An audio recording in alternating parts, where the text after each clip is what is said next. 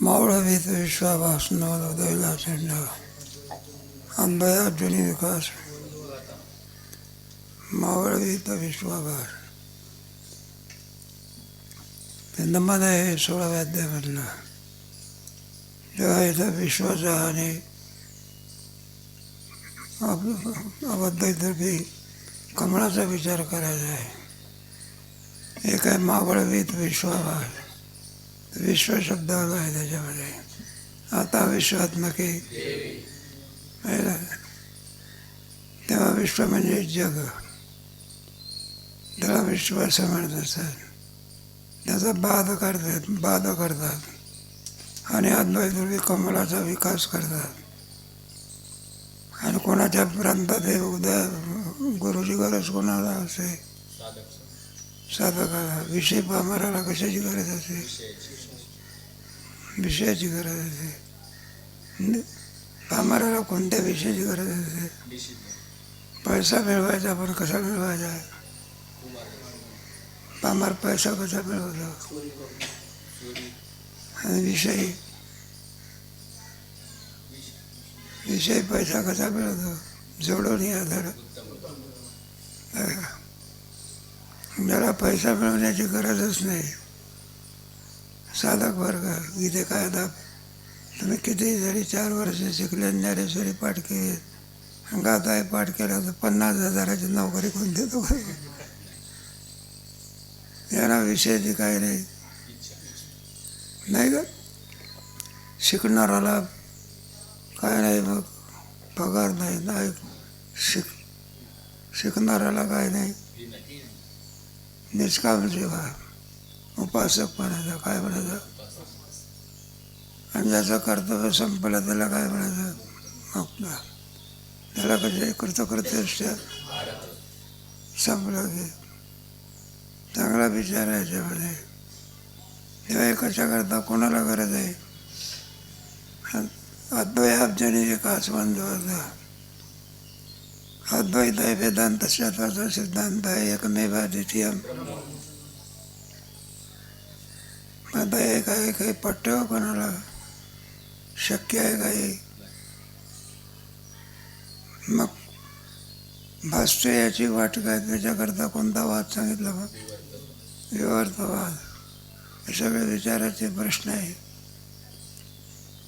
म्हणून विश्वविचारामध्ये तुम्हाला मागं गेलं की कोणताही अध्याय आला किंवा प्रकरण आलं तरी त्याच्यामध्ये जगत विचार पुढे, ब्रह्मविचार पुढे, जीव विचार, पाप विचार, पुण्य विचार, जगत विचार, ईश्वर विचार. पाप पुण्य फक्त आपला हिंदू धर्मच मानतो. बाकीच्या धर्मामध्ये पाप पुण्याचा काय नाही. इस्लाम धर्मामध्ये सुद्धा पाप पुण्याचा विचार आहे, पण तो खाद्याचा विचार नाही. आपल्या हिंदू धर्मामध्ये आनंदाची गोष्ट आहे. आपला जन्म कोणत्या देशात झाला? हिंदू धर्मात झाला.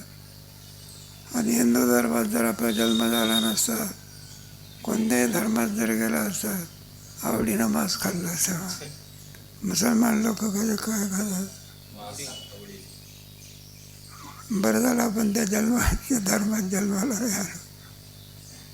मग कोणत्या धर्मात जन्माला? भरतखंडी उत्तम लाभाची. आपण भाग्यवान आहो ना. ज्ञानेश्वर महाराजांच्या नगरीमध्ये आपल्याला प्रवेश मिळाला नाही. म्हणे वाङ्मय आपल्याला थोडं वाचायला मिळतं.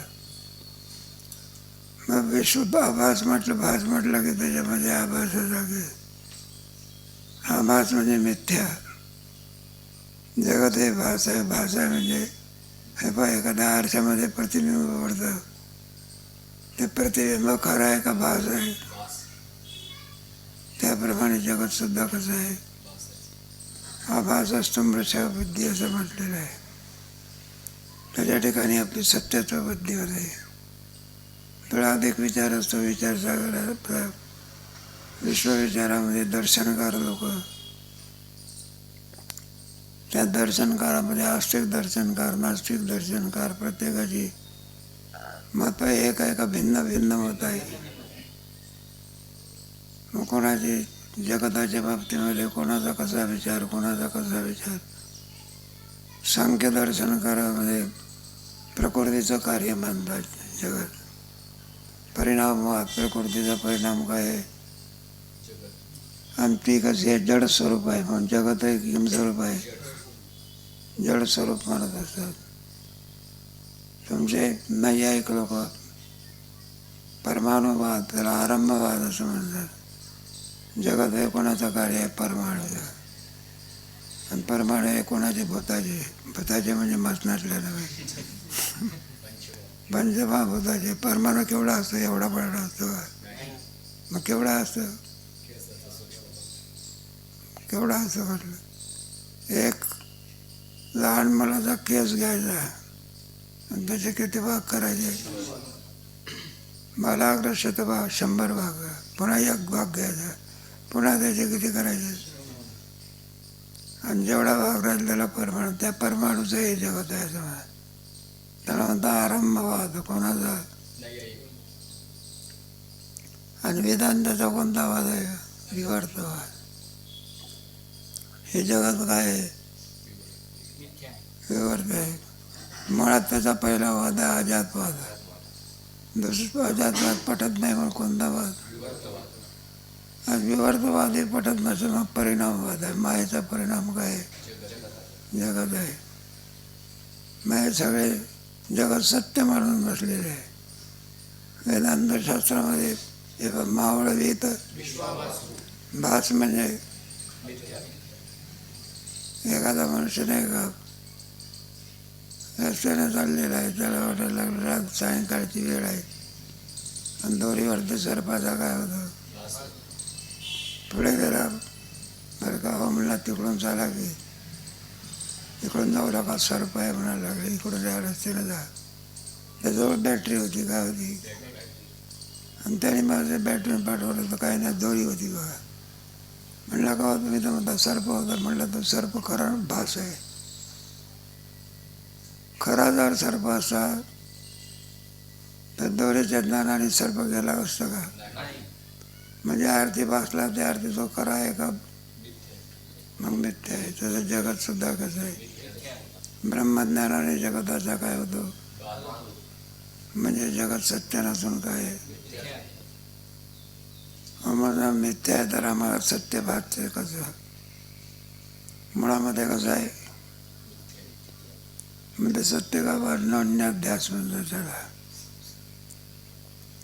अनन्याध्यासामध्ये स्वरूपाध्यास, संसर्गाध्यास म्हणून अनन्याध्यास होत असतो.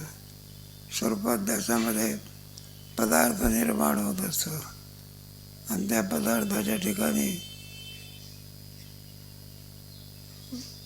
स्वरूपाध्यास पुढे संसर्गाध्यास. म्हणजे जगताचा संसर्गाध्यास म्हणजे अधिष्ठान ब्रह्म कसं आहे? सद्रूप पुढे. आणि त्या सत्यत्वाचा भ्रम कोणावर होतो? हे बा जास्वंदीचं फुल आहे आणि स्फटिक आहे. स्फटिक कसं आहे? पांढरा आहे. जवळ त्याच्या काय ठेवलेलं आहे? फुल कसं आहे? आता लाल कोण आहे? फुल. स्फटिक कोण आहे? आणि दुरून पाहणाऱ्याला काय वाटते? स्फटिक लाल. स्फटिक लाल आहे का? पांढराच आहे. मग स्फटिक फुलाच्या असं तांबडेपणाचा आरोप कोणावर होतो? आणि स्फटिक लाल नसून काय वाटते? मग लाली कुणाची आहे? फुलाची. त्याप्रमाणे जगत बस आहे. त्याच्या ठिकाणी जे सत्यत्व दिसते, सत्यत्व त्याचं नसतं अधिष्ठान. आणि आपल्याला असं वाटतं जगतच काय आहे? जगत सत्य नसून काय आहे? मिथ्या आहे. त्याला अनन्याध्यास असं म्हणा. एकदाच्या श्रीगुरूच्या कृपेने आपल्याला हे ज्ञान जर झालं मग जगत नष्ट होत नाही. म्हणजे कारण नष्ट होण्याकरता पदार्थ असावा लागतो. प्रतियोगी म्हणतात त्याला. मग काय होत असते? जगत नष्ट होत नाही. म्हणजे जगात भासते आपल्याला काय भासते, फक्त सत्यता बुद्धी जाते कोणती, आणि कोणती बुद्धी निर्माण होते. एखादं फुल आहे, आपण पाहिलं वाटतं सुगंध घ्यावा म्हणून फुल घेण्याकरता गेला, हातात कागदाचा बघा. आता कोणती बुद्धी गेली, मग कोणती बुद्धी आली, मग श्री गुरुच्या ज्ञानाने जगताच्या विषयीची कोणती बुद्धी जाते आणि कोणती बुद्धी निर्माण होते. जगताचा बाध होतो, काय होतो, मिथ्यात्व निश्चय होतो. भ्रमामध्ये ते भासते, आणि अधिष्ठानाचं ज्ञान झालं म्हणजे त्याचा अभावाचा काय होतो, निश्चय होतो. भ्रमामुळे काय होते, आरशामधलं प्रतिबिंब भ्रमामुळे काय होते, आणि कळून चुकले प्रतिबिंब आहे म्हणजे त्याचा बाध होत असतो. किंवा शिवाची गोष्ट सांगितली, पाण्यामध्ये प्रतिबिंब पडलं त्याला वाटलं खरंच आहे, म्हणून पाण्यामध्ये असलेल्या सिंहाच्या करता त्यांनी वरून सिंहाने काय टाकली, मग खरोखर दुसरा सिंह प्राप्त झाला का झाला. कोल्याला मात्र ज्ञान होतं बघा. पशुमध्ये कोण हुशार आहे, चाणाक्ष. एक कोला आपला द्राक्षाचा मळा पाहिला त्याने, आणि त्याचे पंखड दिसले, पिवळे द्राक्ष झाले होते. म्हणून तो कोला आतमध्ये गेला, म्हणलं आपण भरपूर द्राक्ष खाऊ. म्हणतात द्राक्षाच्या वेलीला आले मोठे मोठे घड, मग कोला पडला, लहान द्राक्ष पडले. उड्या मारायचा, काय मारायचा, 100 उड्या मारल्या, द्राक्ष काय हातात आले नाही. कंटाळून गेला शेवटी, काय गेला, म्हणलं जाऊ द्या. बाहेर पडला, त्याला शेळीची गाठ पडली. कोणाला, कोल्याला.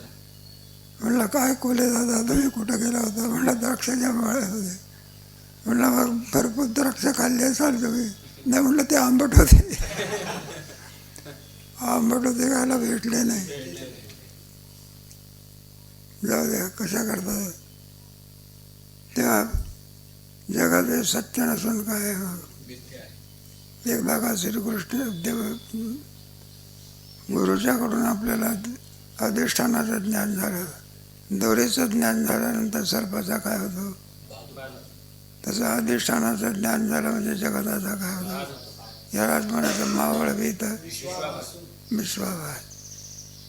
अधिष्ठानाचं काय झालं पाहिजे. म्हणून सगळ्यामध्ये श्रेष्ठ विद्या कोणती आहे, ब्रह्मविद्या. एकदा काय अधिष्ठानाचं ज्ञान झालं, दोरीचं ज्ञान झालं म्हणजे सर्पाचा काय होतो, बाध होतो. तुम्हाला म्हातारीला तिला भ्रम झाला, खरंच आपल्याला काय चावलं, त्याचा परिणाम व्हायला लागला. म्हातारे डोळे पांढरे करायला लागले. कारट्यानं असं वाटलं, म्हणलं तर म्हातारी काय होते. मग ते ज्याच्यामुळे अशी अवस्था झाली तो कागदाचा साप म्हातारीच्या जवळ आणून त्याचं ऑपरेशन केलं. कोणाचं, सापाचं. म्हातारी पाहून राहिली, तिला कळून चुकला खरा साप नसून काय खोटा साप आहे असं समजता बरोबर म्हातारे टोनकन काय. तसं जगात हे सत्य नसून काय मिथ्या. सत्य काय, ब्रह्मसत्यम जगत मिथ्या. म्हणून अधिष्ठानाच्या ज्ञानाने जगताचा बाध होत असतो. ज्याचं मिथ्यात्व कळत असते तोपर्यंत सत्यत्व बुद्धी असते. त्याच्या संबंधाचाही सुद्धा बाध होत असतो. असं संबंधाचा म्हणजे सद्रूप, चिद्रूप, आनंदरूप. याचा का संबंध ज्या जगताशी आहे, जगताचा संबंधाचा बाध झाला म्हणजे जगत वाईट ठरतो. व्यवहारामध्ये नाही का, एखादं लग्न बिग्न झालं असलं, काही कारण असतो मोडकडे झालं म्हणजे काय घेत असतात, मग घटस्फोट घेत असतात. काय घेतात, काय ना नाही पटलं म्हणजे कोणता शेवटचा उपाय होता. ही तरी घेत नाही तो तरी घेत असं. घटस्फोट झाला म्हणजे काय, मिथ्याच बघा झाला. ही त्याला हे पती म्हणत नाही ना, हातीला काय म्हणत नाही, पती म्हणत नाही. कशामुळे? घटस्फोट. त्याप्रमाणे जगाताला सत्याचं बुद्धीने निवृत्त होणे यालाच म्हणतात महाबळवेद. कोणाच्या प्रांतामध्ये उदयाला येतं, कोणाला गरज यायची असं गरजेशिवाय क्रिया होत नसते. भूकच नाही तर स्वयंपाक करील, रोगच नाही तर औषधीची काय नाही. याची आवश्यकता कोणाला, विषय माणसाला आहे का, पामराला आहे का जिज्ञासूला आहे? पामराला कशाची अपेक्षा आहे? वाढावे, गरीब व्हावे, काय करे याची इच्छा असते. संसारामध्ये कधी पूर्ण होत असते का? किती द्या, काही करा, शेवटी वासना कधी पुरे म्हणू देत. एक ग्रस्त होता बघा, तो देवळं तयार करायचा. ते गुलाब बाबा होते, श्रीमंताचा महाराज, त्याला सुद्धा देऊळ पाहिजे होतं. आणि त्याचा देऊळ करायचा आणि 15,000ला विकायचा. किती? त्याचा हमी भाव कोणता? 15,000. आता मोठ्या माणसाला विकत घ्यायचं याच्याकडून मंदिर. मग त्याने केलं बा, विकत घेणारा मनुष्य म्हणला श्रीमंत आहे, मग याला किती सांगू? 20,000. किती? मग मंदिर वगैरे घेतल्यानंतर किती पैसे द्यायचे? म्हणला 20,000ला देत असतो आम्ही, घेऊन जा म्हणला 20,000. मग तो परत यायला लागला, देऊळ विकणारा माणूस. त्याचा चेहरा उतरला दिसला. म्हणला का तुमचा चेहरा उतरला दिसते, काय भानगड आहे? काय मंदिरात काही गडबड झाली का? नाही म्हणलं गडबड नाही झाली, माझं चेहरा उतरण्याचं काम काय? अहो म्हणलं देवसाहेब, आमचं चुकलं की 15,000ला आम्ही मंदिर विकत होतो. म्हटलं श्रीमंत मनुष्य घेणार आहे म्हणून किती हजार सांगितले? 20,000. म्हटलं चुकलं कशावर? 25,000 सांगितले असेल. किती हजार? 5,000चं काय झालं? घ्या बा, याचं नाव संसार आहे. काय किती दिलं तरी पुरे म्हणत नाही. म्हणून आपल्या याच्यामध्ये संन्यास धर्म ठरलेला आहे. ब्रह्मचर्य, पुढे गृहस्थ, पुढे आणि पुढे संन्यास धर्म. आता संपलं आता सगळं. आता प्रतीची काय झाली? संपली. म्हणून कशा करता हे सर्व चाललेले? याचा अधिकारी कोण? न मला उदयला अचांड. गुरुची आवश्यकता कोणाला? साधकाला. साधकाकरता हा मार्ग आहे का? मग त्याच्यापासून कोणता लाभ होतो? अद्वयाब्जनी विकास. अद्वय वेदांत शास्त्राच्या श्रवणामध्ये आहे. अद्वय आणावं लागत नसते, ते सहज आहे. ते द्वैत आलेलं असते. द्वैत काय असते? आणि माया मात्रमिदं द्वैतम अद्वैतम परमार्थतः पंचदशीमध्ये सांगितलं. तेव्हा अद्वैत काय आणावं लागत नाही, सहज. एकदा का आरोप्य संपलं म्हणजे अद्वैताची काय होते? तर विचारता आणि रसले. मग अद्वैतात मग काय शिल्लक राहत नाही का? सगळ्याचा निराश झाल्यानंतर जे शिल्लक राहते त्याला ब्रह्म म्हणतात. त्याचा निराश होऊ शकत. सगळ्याचा जरी निराश केला तरी काही नाही, शिल्लक राहते ना. न जायते म्रियते वा कदाचित.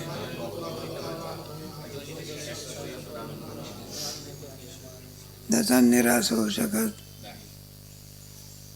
माझं अद्वैत राहत असतं. पण जीवामुळचा ब्रह्मरूपच आहे. पण त्याला आपल्या स्वरूपाचा काय नाही. ज्ञान नाही, स्वरूपाची ओळख नाही. पण त्याला एक थोडं ज्ञान आहे बघा, थोडं कोणतं ज्ञान मी आहे असं ज्ञान आहे. पण मी कोण आहे याचं काही नाही. मी कोण आहे सा करावा विचार म्हणे ज्ञानेश्वर. तर मी कोण आहो तर ते वेदांतशास्त्र. प्रत्येक मनुष्य आपल्याला नाही म्हणतो का आहे म्हणतो, आहे म्हणतो काय, तेवढीच प्रतीती आहे. पण जो मी आहे असं म्हणतो त्या अर्थी सच्ची प्रतीती आहे. कशाची? म्हणजे सत आहे तेच काय, जे चिद आहे सत आहे, चिद तेच चिद आहे, जे चिद आहे तेच किम स्वरूप आहे. सद्रूप पुढे एका अधिकरणामध्ये सद्रूप पुढे चिद्रूप पुढे म्हणजेच ब्रह्म. आणि परिच्छिन्न आहे का व्यापक आहे, आहे का रे? असं हे स्वरूप आहे मुळामध्ये. मी या स्वरूपाची प्राप्ती होते, यालाच मोक्ष म्हणतात. काय म्हणायचं? अशा स्वरूपाची प्राप्ती होणं याला मोक्ष असं म्हणतात. पण हा मोक्ष योग सहजासहजी घर बसल्या भेटत असतो का? मग याच्याकरता काय करावं लागतं? आपल्या प्रयत्नाने मिळत असते का आणखी कोणाचं साह्य लागते? श्रीगुरूचं काय लागते? मग श्रीगुरूच्या कृपेने नाही का, तो ज्ञानही का सिद्ध आहे. आणि ते ज्ञान कोणाच्या जवळ आहे? आणि मोक्ष आहे बंधनिवृत्तीपूर्वक मोक्ष आहे. बंधाची काय व्हावी लागते? आहे ना, आपला मोक्ष कोणामुळे दुरावला? अज्ञानामुळे. अज्ञानालाच बंध असं म्हणतात. जोपर्यंत आपल्या ठिकाणी स्वस्वरूपाचं अज्ञान आहे ते अज्ञान म्हणजेच बंधन, बंध म्हणजेच त्याचं. बंध वेदांत शास्त्रामध्ये सत्य आहे का मिथ्या आहे? मिथ्या का म्हणायचं? जे ज्ञानाने निवृत्त होते ते काय असते? बंध सत्य नसून काय? संसार बंधन थोडा नाही का, तुकाला लोटांगडी थोडे भवबंधनी. अज्ञान एक सिद्ध आहे आणि बंध हा कल्पित आहे. म्हणून कल्पिताच्या निवृत्तीकरता ज्ञानच लागते. दोरीवरच्या सर्प जर आपल्याला निवृत्त करायचं असेल, दोरीचं काय लागतं? कारण सर्प सत्य आहे का कल्पित आहे? म्हणजे तो दांडक्याचा काय उपयोग? शीण आहे तो, ज्ञाने बी नाही एक आहे. त्याला कोणतं साधन आहे ज्ञान. आणि एकदा का श्रीगुरूच्या कृपेने आपल्याला ब्रह्माचं सच्चिदानंद रूपाने ज्ञान का झालं, अपरोक्ष ज्ञान झालं. त्या अपरोक्ष ज्ञानाने आपल्या खऱ्या स्वरूपाची ओळख होते. मग कोणत्या स्वरूपाची? चिदानंद रूप. ऐकणे मी वासुदेव यालाच म्हणतात अद्वयानंद रूप असे. दुसंशयाचे बजाय मावळवीत विश्वाभास नवल अद्वयार्जुनी विकास. अद्वैरूपी कमलाचा विकास कोणामुळे होत असतो? म्हणून बंधू आता म्हणजे त्यांना आम्ही काय करतो, एक एक एक एक घटना याच्यामध्ये दुसरी नाही का. पुढची उभी आहे ना, जो विद्या रात्री सोनिया गडी ज्ञाना. अविद्या रात्री, अविद्येला रात्र असं म्हटलं आहे. आणखी पुन्हा क्रमाक्रमाने याचा काय केलेला आहे याचा विचार कधी बघ.